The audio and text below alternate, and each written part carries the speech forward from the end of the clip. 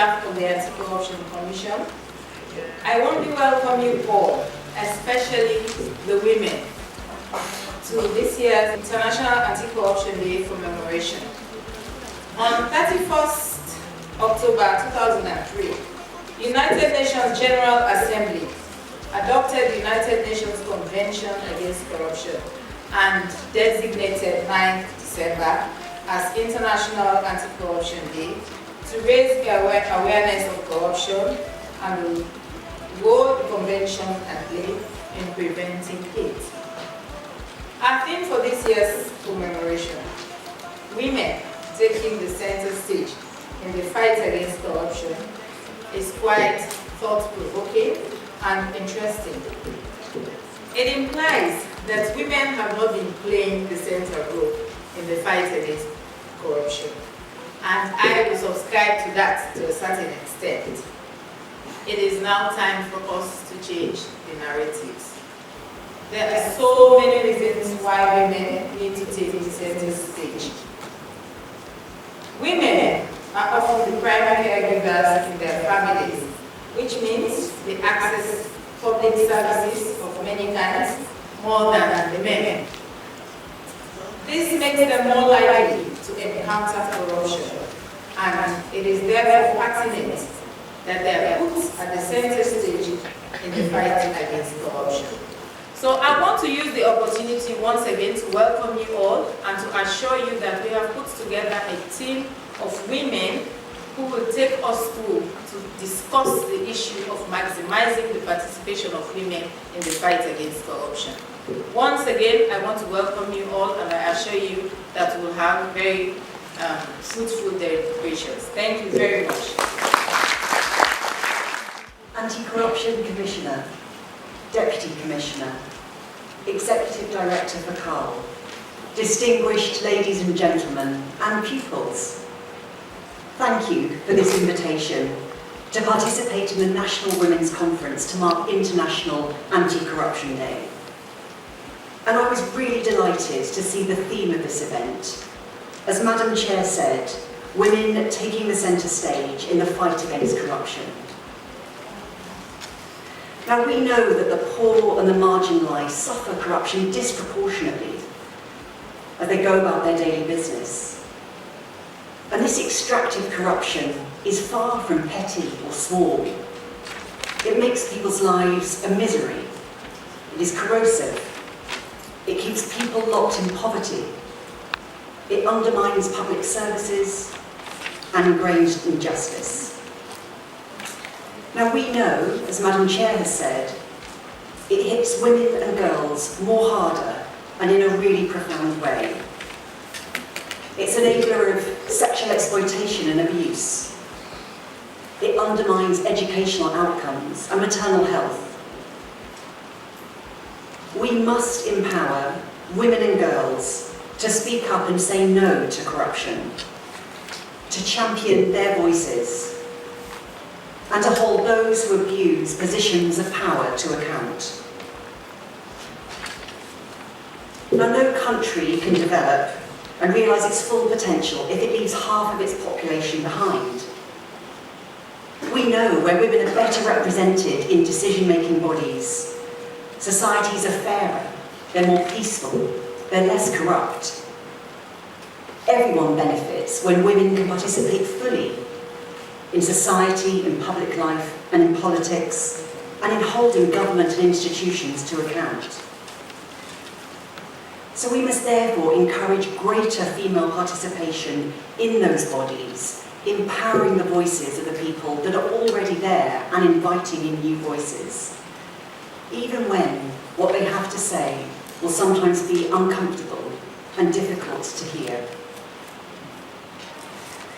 I'm proud today to be speaking alongside so many strong female women, whether that's as panellists later, moderators, and I'm only sorry that I can't be here for the full day. I really welcome the commitment here in Sierra Leone to tackling corruption. And I welcome the Anti-Corruption Commissioner's personal commitment to gender balance in this important task. Today, on International Anti-Corruption Day, every single country across the globe should be reminded that a signal of a strong and open democracy is one where credible and competent bodies can hold government and institutions to account. Bodies that can provide checks and balances on important topics of national interest like corruption, electoral conduct, public spending, and where bodies truly have the space to operate without bias or political interference. Now, this is no mean feat, wherever in the world you sit, and it's a heavy mantle for any such body to wear.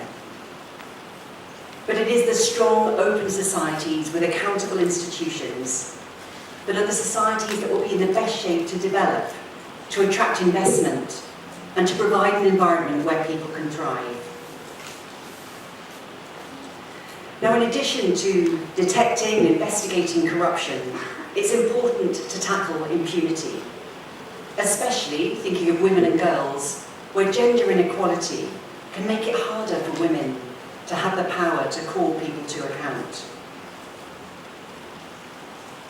There needs to be consequences where corruption is found, applied equitably, without bias or interference, by an expert and independent judiciary. And that's why the UK supported the establishment of the Anti-Corruption Court, which has an important mission in effectively adjudicating and sentencing cases to create an effective deterrent and also build public confidence. Now, as you're here today, fighting corruption is everybody's responsibility. The mantle can't sit alone with the Anti-Corruption Commission. This fight can only be won when citizens and government work together in partnership and for the interests of all. I'm grateful to the Anti-Corruption Commissioner for hosting this important event today. And I hope it reminds us all why tackling corruption really matters and the value of women taking the centre stage in this fight. Now, Madam Chair at the start in her opening remarks said we have come a long way, and she outlined some of the significant progress seen. But let's all leave today with a commitment to identify what more we can do on this important fight. Thank you.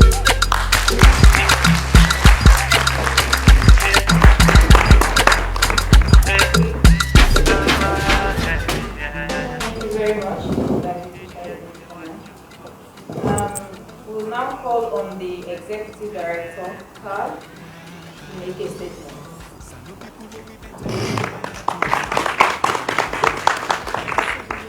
I'd like to start by saying how pleased I am on behalf of the Center for Accountability and the Rule of Law to be collaborating with the Anti-Corruption Commission for the third year consecutively in commemorating the International Anti-Corruption Day.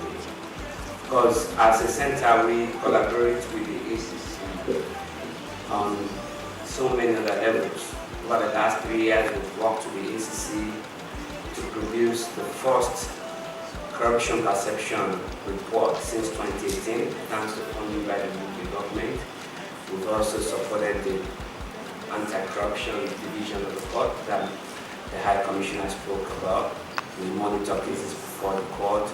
We also do joint public education programs with the ACC. We also worked with the ACC on the Pay No Bribe campaign.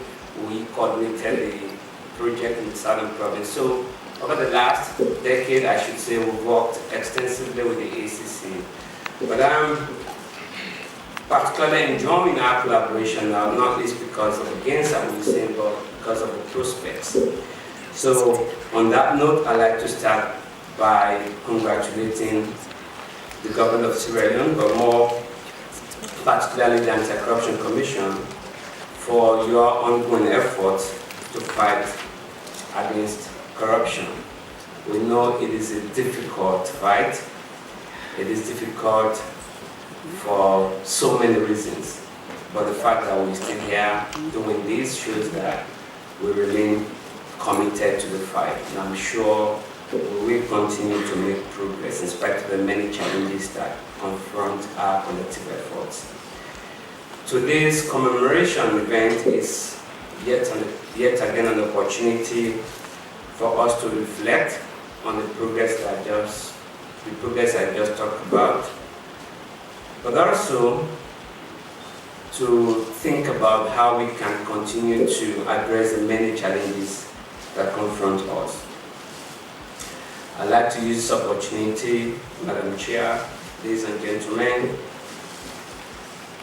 to urge every Sierra Leonean, especially women and girls, to support the Anti-Corruption Commission and indeed other institutions of accountability in the fight against corruption.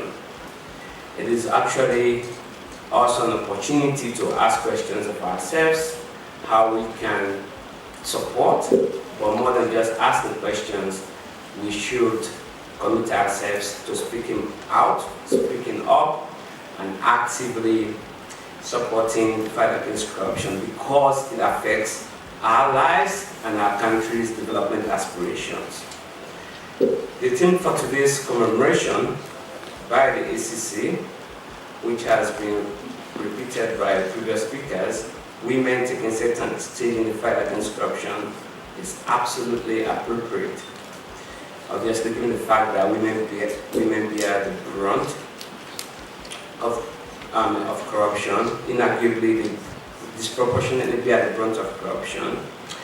And our data at the center shows that of all the corruption cases that we've monitored over the years, at least 95% of the perpetrators or alleged perpetrators are men. But when you go to our public health centers, it is women who are struggling every day. Access to water for domestic use, women suffer. Sextortion or sex for grace in our schools and universities, it is girls and women who suffer. When we did a report on sextortion a few years ago, it showed that the prevalence rate was about 70% in universities and schools. It's huge.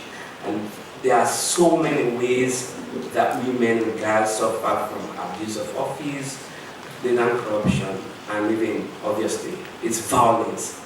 So it is important that women, and I should say men, work collaboratively to fight corruption. But the reason women must take the center stage, and I'm actually pleased to see that the number of women in corruption is growing, and I'm really delighted to see many eminent, strong women with integrity speaking here today.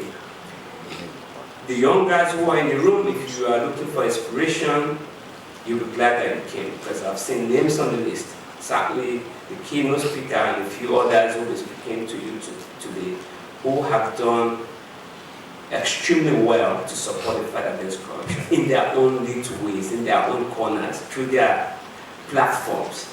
And it is an opportunity for all of us to create our platforms, use existing platforms, to speak up, stand up.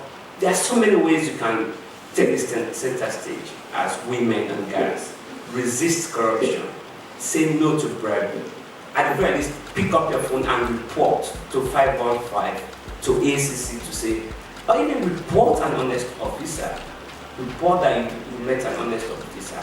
Report that you've met a corrupt public officer. And support the ACC and indeed other institutions of accountability to fight corruption. I'm pleased to also see that we have at least a female honorable member of parliament. There's so much that our institutions of accountability, including Parliament, can do. I know that there's a female caucus in Parliament, and I'm hoping that through the ACC and indeed our organization, we can work a bit more with the female caucus in Parliament to focus on the many areas that women really suffer the brunt of corruption. After today, contribute every day to the fight against corruption. Thank you very much. Good morning to you all. My name is Sierra Leone. I'm from Library Secondary School for Girls. I'm here to talk on the topic, women taking center stage against corruption. But first of all, I want to give a brief idea about corruption. What is corruption? Corruption is a form of dishonesty or a criminal offense which is unattainable with a position or authority in order to acquire benefits or abuse power for one's personal benefit. But that was just about corruption. Now to our topic, women's taking center stage against corruption. Women suffer many types of discrimination, including legal, political, economic, and socio-cultural forms of prejudice. It is therefore not surprising that women, and especially poor women, are particularly vulnerable to corruption. The fight against corruption should not be left in the hands of our male counterparts. Girls and women can also take the lead to fight against corruption.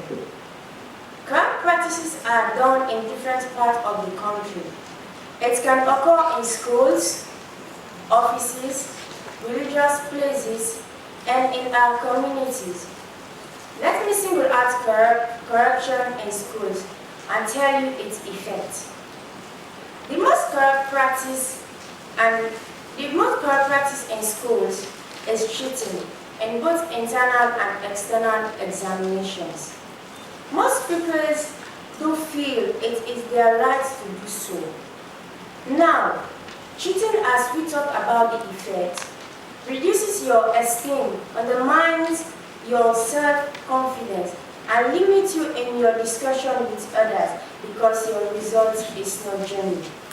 Another vital part which needs to be tackled in our learning sector is bribing and prostitution in schools. Prostitution in schools simply talks of young girls selling or giving their bodies to teachers or lecturers for instant grades or high grades. This simply tells that young girls and women are mostly disturbed and affected by corruption, and more especially, the poor women and young girls are involved in corruption which left with no choice. For example, desperation is another factor that may lead women and girls in corruption. And the test harvest of corruption. Alcohol loses her life because she was caught up in the web of corruption. She wished she would have a second chance to revenge against corruption, but it was too late. So before it will be too late for us, this is the appropriate time wherein women should be given the chance to fight against corruption. As we women are a weapon like to be involved in corruption or in corrupt practices, so can women be a weapon to fight against corruption. Women also play an important role in fighting corruption. Greater participants of women in public life can help in design of gender approaches to anti-corruption, which can prevent corruption experienced by women in the first place and allow them to resist it, report it, and seek redress when it occurs. Let me conclude by telling women and especially young girls that the fight against corruption is not easy, but together and gradually we can eradicate it. Let us all bear in mind that the harvest of corruption is not favorable, not to talk of stirring them. But integrity pays with a benefit. There is a saying that when you educate a boy child, you just educate a man. But when you educate a girl child, you educate the whole nation. So my request to you all is for you to allow women to play their own role in the fight against corruption and involve them in anti-corruption education. And my advice to women, especially young girls, is to rise and be a weapon against corruption, as we are the upcoming leaders for tomorrow. Thank you for your attention. Today is a great day, not so? Yes. When women speak, what did the French say? The French say, "Que femme veut, Dieu le veut." That means what women want, God wants. That's what the French say. That's what I say. Mr. Deputy Commissioner, my lady, Justice Fatmata Bintou Al-Hadi, Madam British High Commissioner to Sierra Leone, my distinguished friend from the Center of Accountability and Rule of Law, and our dear lady student who has wowed us with a beautiful speech. Distinguished representatives and members from the crowd, I see my dear sister, Dr. Sylvia Olayinka Blyden. And Madam Veronica Cisse is also here from Parliament. Madam Samari, all distinguished people who have come to join us today to speak. I greet you all. You see, when the statistics and data continuously remind us that our population, you have more women than men, it does not matter what that data source is. It consistently says that there are more women than men. It is reminding us of one thing. You have more than half of the population, but that more than half of the population is not given sufficient power to run the affairs of the state. And if we continue to keep more than half of the population in obscurity, we put barriers ahead of them. We do not provide platforms and opportunities for them to express themselves. And expressing themselves does not mean speaking. Women like to think that women is about talking. It's about doing the things. If we do not continue to deliberately take those steps and actions to bring them at the center, we are making a huge mistake. And progress will be difficult to achieve. That is why women have to be considered and positioned. We have to ensure that they take the place on the table. They do not remain mere statistics. They become actors in the socio-economic transformation of the state. The data is, you can't even compare. For every 5 men, we have to investigate probably 1 woman. Sometimes for every 10, 1 woman. So, if that is the case, then of course, we know that we have to do something about it. There is a philosophical, there is an anthropological, there is a scientific reason for all this. We have to harness it. And if we harness it well, I believe the change that Sierra Leone needs will be driven on the shoulders of very strong women. Let us have the conversation. Let us have the deliberation. The ACC is ready for women to take center stage. I thank you all. Madam Chairperson, distinguished ladies and gentlemen, now I stand on existing protocols. I am honored and humbled to be here in this august gathering and to be the keynote speaker. As you may already know, corruption has become an inevitable part of us. No country, no region, and no community are exempt. It is a dysfunction that we all must fight to eradicate, to save our souls. Ladies and gentlemen, permit me to start my speech by giving you some background information on this day that we are all observing today.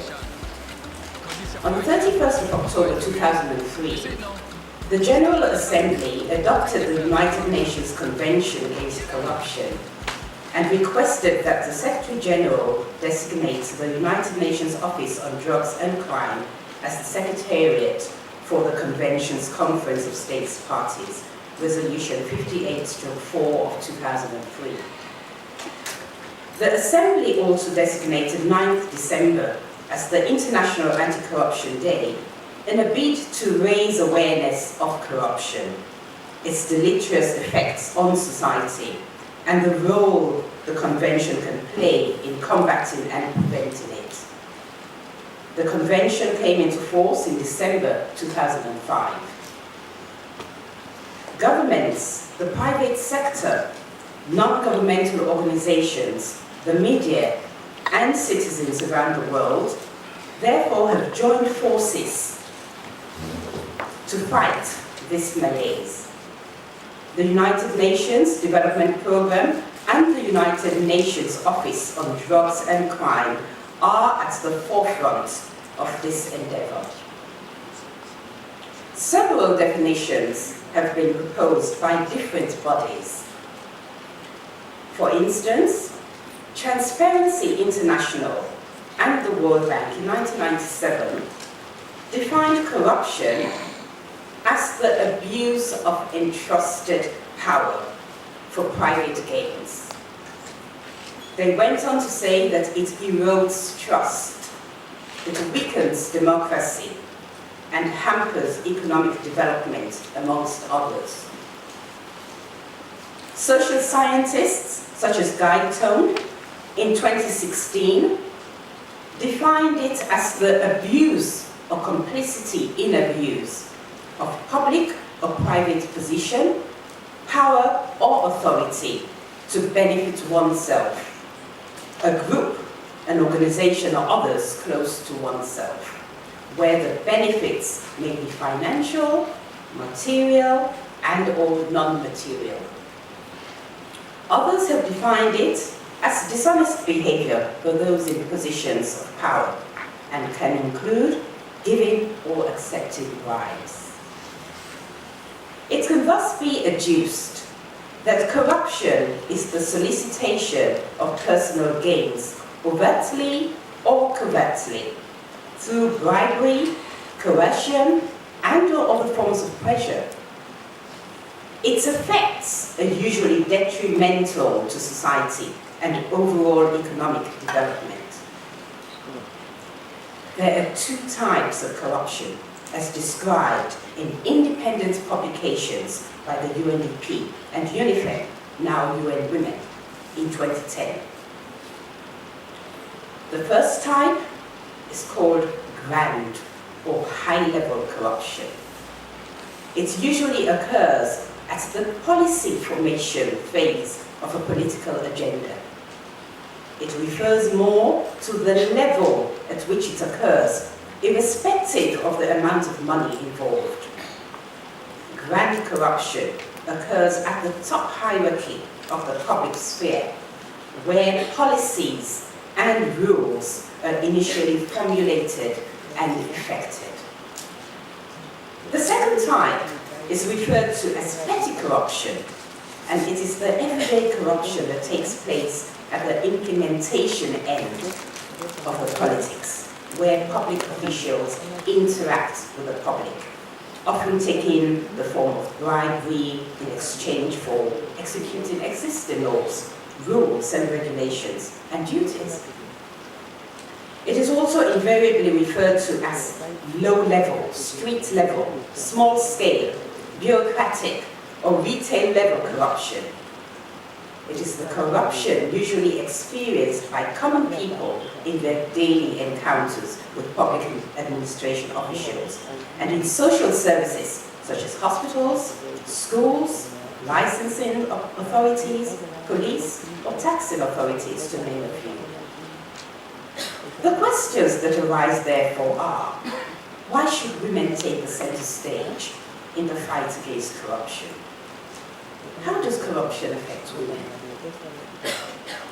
It has been reported that the limited political economic power of women reduces their ability to demand accountability and or to highlight their specific experiences of and concerns about corruption.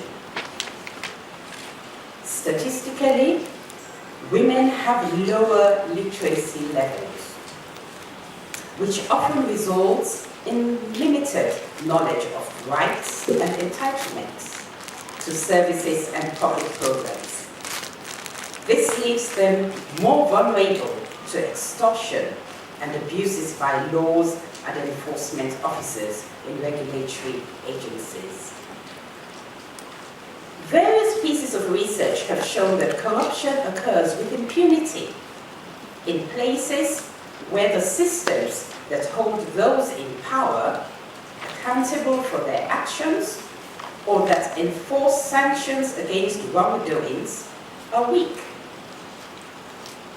This is either because duty bearers are inaccessible or the state has withdrawn altogether. A 2020 Minority Report by the United Nations Office on Drugs and Crime suggested that women are disproportionately affected by corruption than men because, one, they have less socio-economic power, and two, they access more public services where corruption is more likely to be prevalent. Policy and budget decisions, priorities often change in ways that benefit not just women and girls, but communities. This opens avenue for women to seek redress from public accountability failures and may in turn lead to reducing the gender impacts of corruption. So can women be agents of collective action in the fight against corruption in Sierra Leone? Like in other countries, fighting corruption in Sierra Leone requires a multi-stakeholders approach. All actors across society must be involved to enhance transparency, accountability, and participation that is necessary for good governance.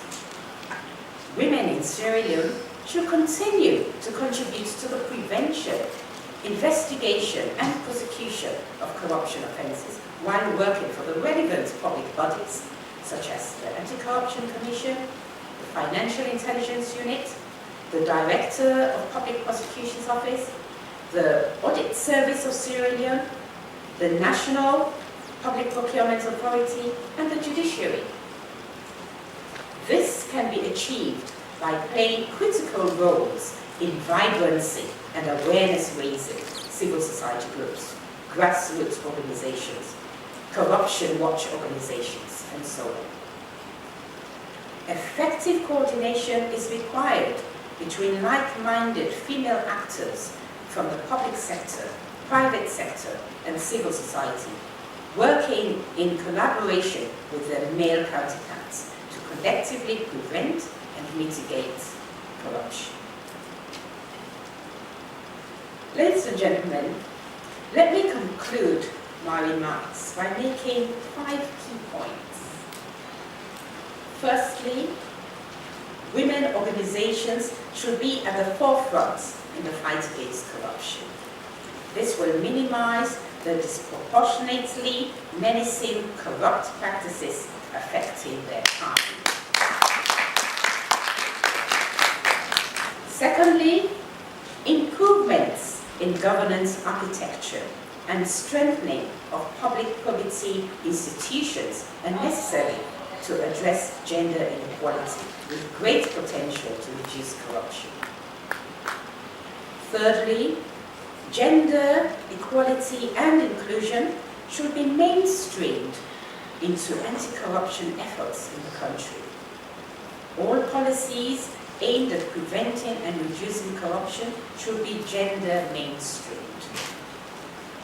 Fourthly, women advocacy for 30% representation, together with access to leadership positions in the public and private sectors, without being subjected to bullying, intimidation, and harassment, all in a bid to achieve gender-responsive and corruption-free socio-economic development.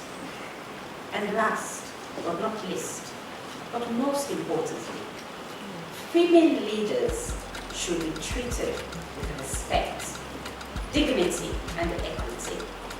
There is a strong national value in having strong, well-qualified women in the lead.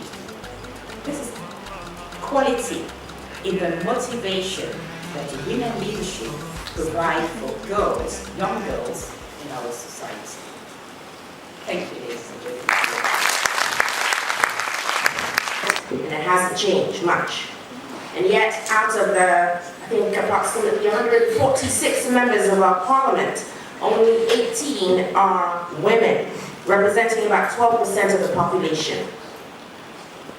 And there are only 4 female members in cabinet. Let me provoke you all by submitting that this is symptomatic of endemic corruption. Let me be bold to say that patriarchy is corruption. A World Bank study of 150 countries in Europe, Africa, and Asia reveals that there's a link between high representation of women in government and lower levels of corruption. Another study by Transparency International, uncovering 60,000 households in more than 60 countries, also found that women are less likely than men to pay bribes. What corruption and gender have in common is power, the access to it and the abuse of it.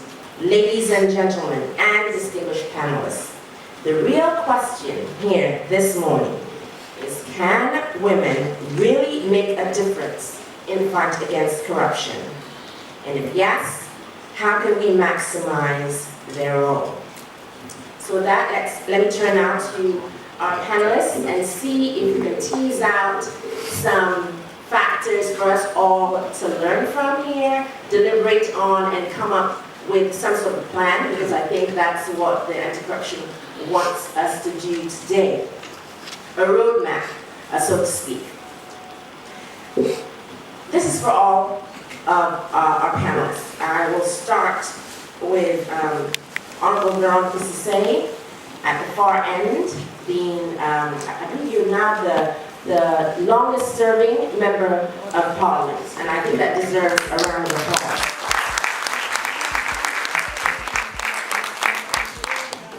We've heard from speakers early this morning, and I want you to give your perspective as a lawmaker in this country. Are there different ways corruption is manifested for women? Thank you very much. Good afternoon to everybody.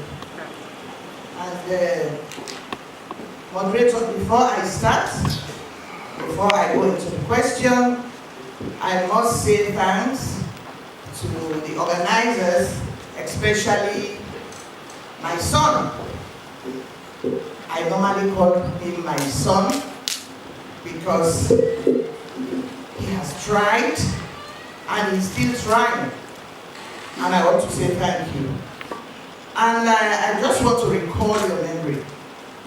The last, when you were in Parliament for your approval, when I said SO2, when normally we want to speak Creole or any other language, you say SO2. SO2. In Timden, they say Ololkero Loli, meaning he's young, but he's capable, he's strong. I said that.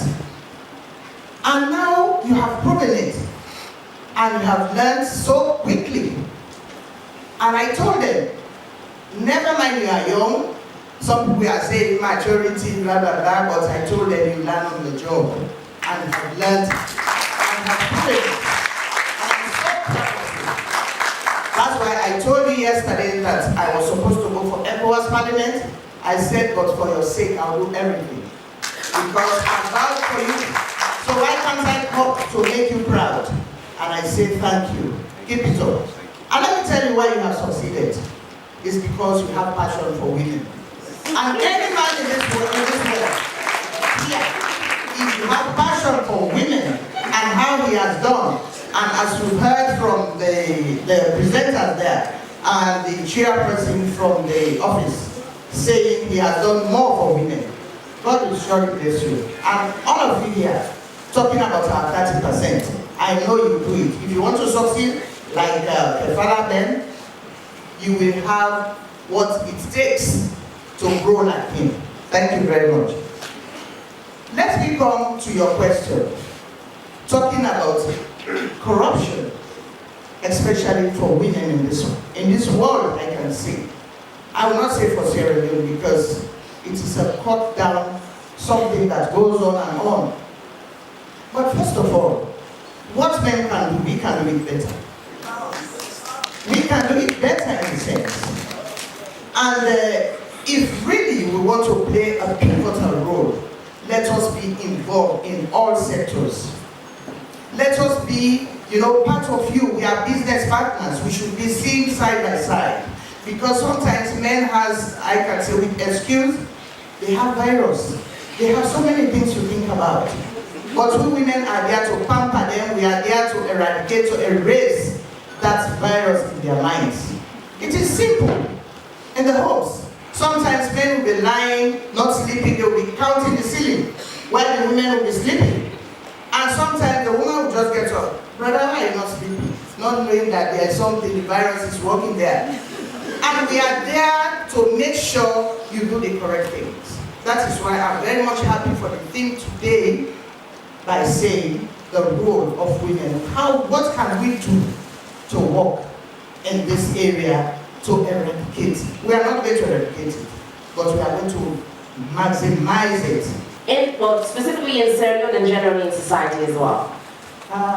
Most definitely, women belong to a vulnerable grouping in any society. And vulnerable people normally need social assistance from whosoever is in authority, whether it's the police, whether it's the medical, whether it's the social welfare officer. And if women are normally more vulnerable than men, naturally, if you have a society where for you to access social services, you have to pay a bribe, then definitely there will be more women affected by a corrupt society than men. Because primarily women are the primary caregivers. So if somebody's child is sick and the child needs to be taken to hospital, most of the time it will be the mother who will take the child to the hospital. And then it will be the mother who will have to pay a bribe for the child to get required medical services. So definitely women being more vulnerable than men in a society, definitely women will be more affected if a society is corrupt. Thank you, Doctor. To you, Ms. Samai, as a noted civil society activist of long-standing, and interacting not just with the private sector, but also the public sector and government structures as well. Do you have an opinion? Do you believe that there are different ways corruption manifests for women differently from men? I'll say yes to that question. Firstly, looking at our nation, Sierra Leone, as a very fragile nation, you find the fragility in every sphere of life, from children, youth, and the women themselves. If we take an hypothetical case here, and we look at a young girl going to school, and this young girl is being raped by a teacher, and she cannot abort the pregnancy because they do not even have the funds as a family. That child is already disenfranchised as a child from going to school. That girl going to the hospital where drugs are being stolen cannot get proper care for herself as a maternal care, and this child most probably might lose her life through giving back, vulnerability there, or assuming she survived that as well. The child might lost his or her life, another vulnerability to that child, or let's assume both of them survive. Now, that's a child, having a child to care for. And the family themselves cannot sustain the child, now they have a grandchild to take care of. A practical example of what's going on in Syria. How would they survive this? Now, if we look at our education status in Sierra Leone, it means that girl child have dropped out of school, and it forms part of our illiteracy rates for women and girls in Sierra Leone, disenfranchised as well as a girl, as a woman, to become what she should have become. We're looking at the root of corruption and how it impedes in not only the girl or the woman, but as a nation. So we will look at just affecting one child to see how the nation will suffer economical, social, and even political. Because that child might have become a president, a vice president, and might have assert herself in the key decision-making position as a woman. So just one drop of corruption can affect a whole nation. So corruption itself is a big method, and we should all look at corruption as something that collectively we need to work on. Thank you. Thank you, Mr. Mara. You give us the 30% in parliament and see what the women can do in that parliament. Even these 18 of us, we move mountains. I can assure you. This is all what we want. We the women can do it. I always say this, we are developers. Women are multipliers. Women are partners in development. Women are teachers. Women are everything. You can give a woman a drop of something. She can make something out of it. Things out of it. You and I know. A drop of something. You can get triplets. Quadruplets.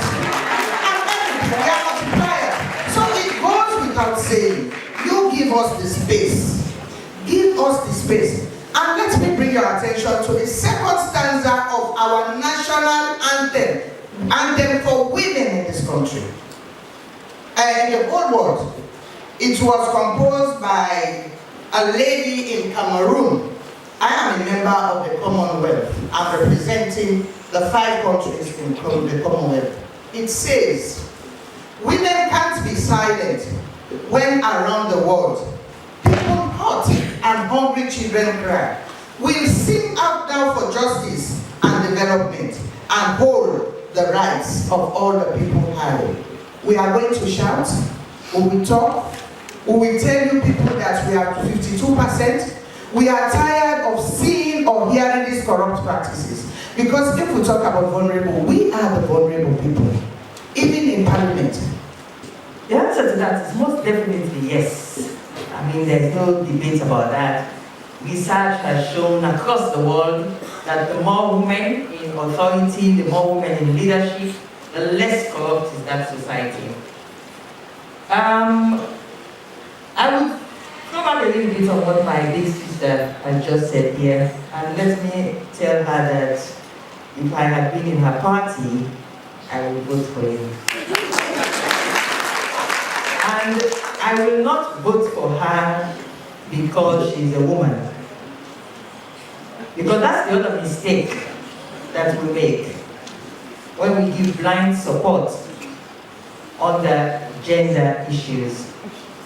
I will vote for Honorable Veronica because I have known her for over 17 years as a very efficient and effective leader. I will vote for Honorable Veronica because I see in her somebody who cares for women, somebody who cares for this country, somebody whose record shows that if she is put in leadership, she produces. When I was minister, Honorable Veronica would perpetually be at my door to lobby for one woman's issue or the other. This is a woman with a proven record. So although I am not in her party, and I will never be in her party, although I belong to the mighty All People's Congress, the greatest political party in Sierra Leone, if I had been in her party, I will vote for her.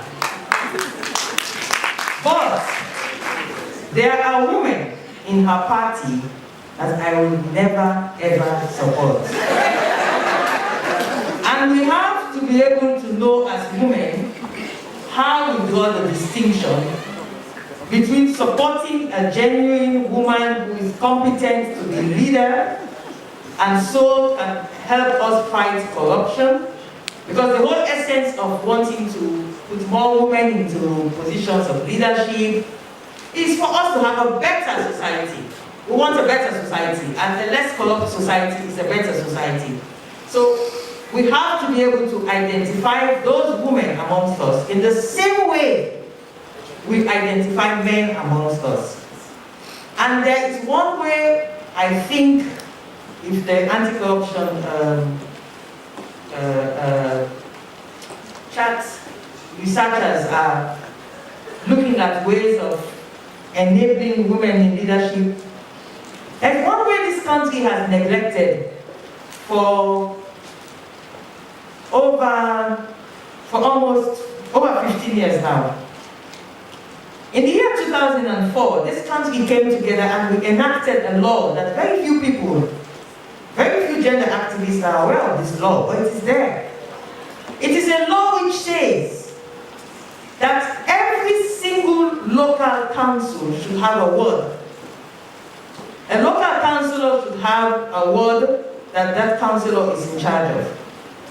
And that ward should work with the councillor in creating a ward development committee. And the law says, and this is important, ladies and gentlemen, the law says that that ward committee mandatory should be made up of 50% of women. Very few people know. How many of you knew that? There is a law in Sierra Leone that says at the development level of the community, the World Development Committee, no councillor should work with any World Development Committee where 50% of the committee members are not women. And that is where I believe if we can tap into the World Development Committees, if we can pay attention to that law whereby it is mandatory, we have to identify women at that level and put them into World Development Committees, then we can identify the next leadership councillors, the next leadership parliamentarians. So you're talking about building from the ground up. Exactly. And then we would want to get a female president of Sierra Leone. Let me say no. You said Yes. You say no. It's a no. You have some men in our society that are very proactive than women in the fight of feminism or gender activism, right? And just from what we've heard, not just from his speech, but even from the staff, you notice that he's a feminist that most women are in states, in charge of states offices, and even private sector.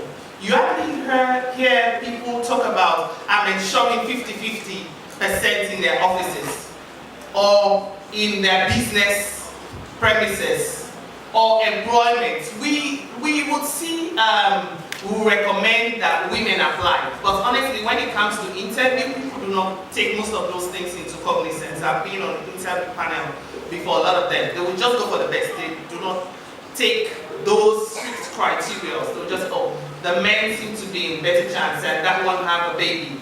Maybe that could be of some hindrance to the work we'll be doing if she has to travel up country and the like. But for him to not just put in motion his activity, and we've seen from testimonies that he's actually implementing them already, it also means that he's also creating a vacancy for his own office as well. That there's a possibility where he's not there, a woman who could take over.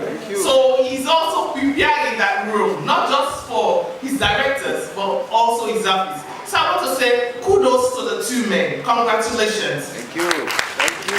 But in addition to that, I want to make an appeal, sir.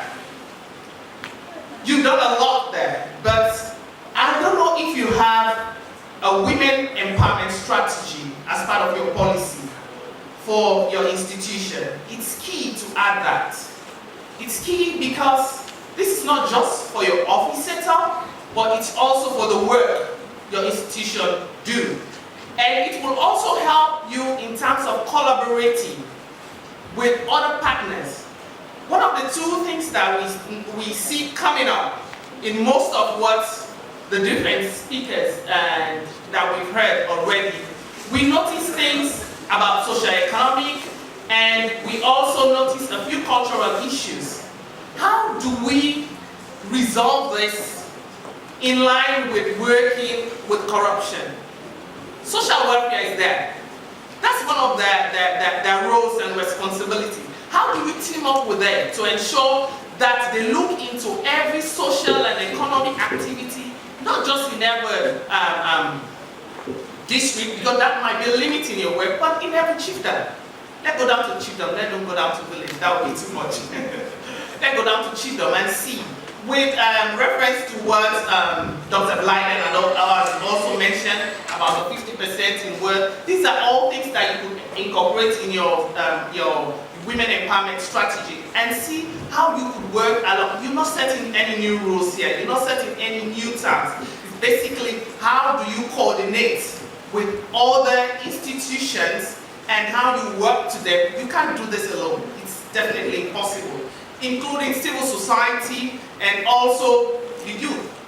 The youth, I love youth activities. I love mentorship program. How do you bring mentorship into some of these kind of activities and see how you could mentor you to take up the role even from school days to even at workplaces, right? You could have people from workplaces, then it will even prompt them to start studying subjects like those at university, because a lot of them are not even looking at it. So please, let me appeal again that we need the literacy on this subject to become literate so that everybody will benefit with things nationwide. Thank you. Thank you, Mr. Mark. What we have here, what we've done here, seems very much amazing in the history, in the fight against corruption. We've got the message. We thank God Almighty for us to enable us to do this. We thank our guest speakers, particularly the keynote speaker. You did your best. The panelists, you did marvelous, look well. So our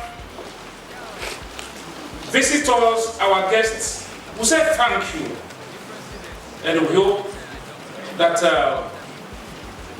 in the cause of fighting this cause, we not only limit here today or stop here today, we are looking forward to your continuous support and contribution towards the fight against corruption in Sierra Leone. I thank you so much. So stand and salute. Protect yourself from corruption.